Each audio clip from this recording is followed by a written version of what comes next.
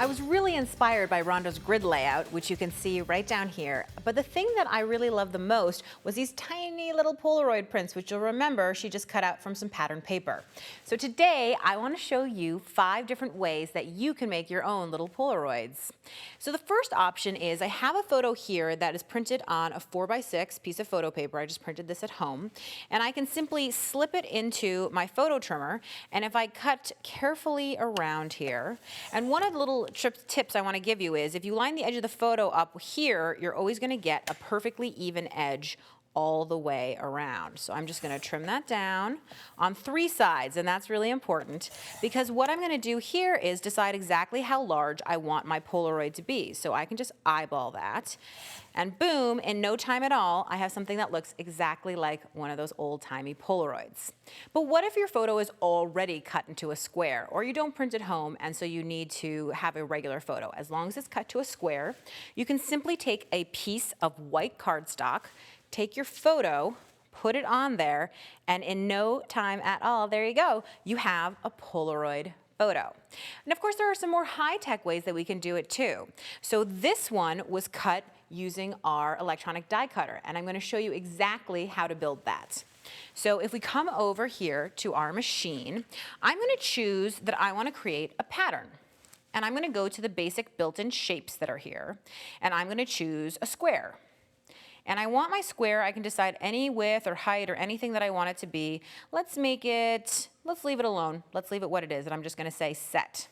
Now it's going to ask me if I want to add something, and I'm going to say sure, I want to add. I'm going to go back to the shapes here, and this time I'm going to add this rounded square. So I'm going to go ahead and grab that rounded square, and of course I'm going to make it slightly smaller than that opening that we saw before, and I'm going to say set.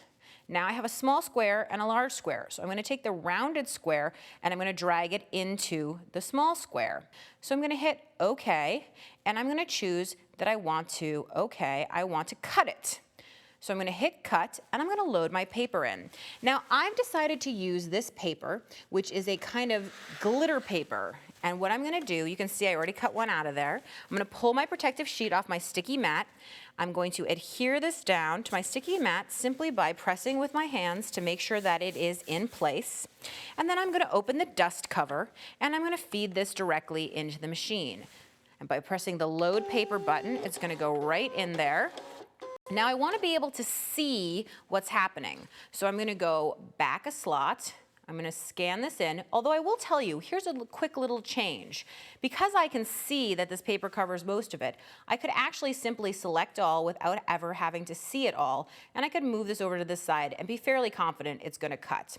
The one thing is I want to increase my cutting pressure for paper like this, so I'm going to change this to a 7 simply by rotating the dial so that lines up.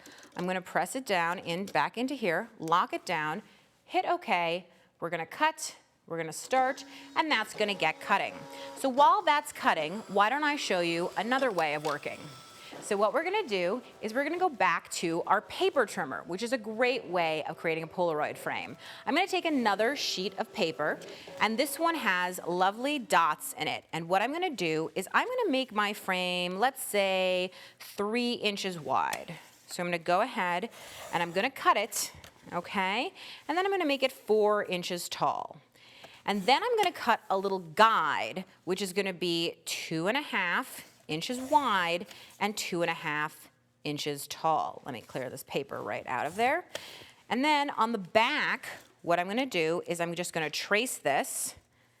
And then using my paper trimmer again, I'm simply going to, with some precision, cut out this little shape. So here's a little tip, which is on the side of the cutting mat, there's a little groove, so you can tell exactly how to line that up. So we're going to make one little cut, and here's what I'm going to do. I'm going to make sure that this line lines up with this groove, and then I'm going to make sure that the line on the actual cutting blade, which I can see right here on the side, lines up exactly as well. Then I'm going to push down to pierce the paper, run my blade right there, and stop again when this line lines up with the next one. And when I pull it out, what you'll see is I've perfectly cut on that line. And when it's cut all the way around, it'll look a little something like this. So the last tip I want to give you is you can take a sheet or some vintage ephemera, printed paper, whatever you want, and you can simply cut out, let's say, this playing card. And what I did here is I simply folded it in half. I took a pair of scissors, I cut out a sort of wonky square, and I have a really cool distressed frame. There you go.